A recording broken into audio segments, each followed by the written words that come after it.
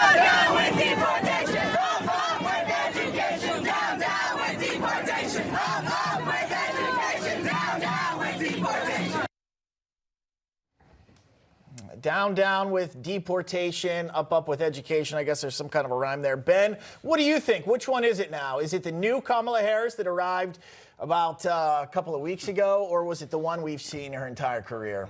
I'm pretty sure it's the one we've seen her entire career. And notice in that ad that you showed before, she tried to distance herself from what the policy that she's actually overseen and executed has been for the last 3+ years. That down with deportation is exactly what the Biden administration invasion policy has been. I thought that borders were racist. I thought that we're supposed to welcome millions of people into our country, and Americans are just supposed to take it and deal with all the consequences of it. But now, of course, less than 2 months from an election, she's doing a check-the-box exercise to go down to the border.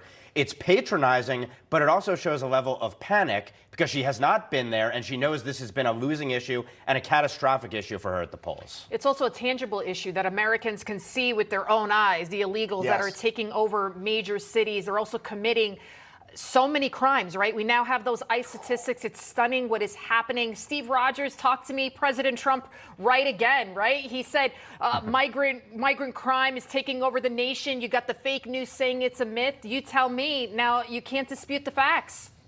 You can't. Look, she's becoming Donald Trump's best friend for campaigning. Look, this is the ultimate insult of the intelligence of the American people.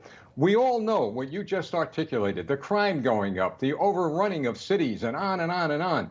And the fact of the matter is that at 7:45 p.m. Eastern time tonight, there'll be very few people interested in what she has to say. They'll probably be out partying or having dinner. Again, the ultimate insult to the intelligence of the American people. Keep it up, Kamala. You're doing a great job for Donald Trump.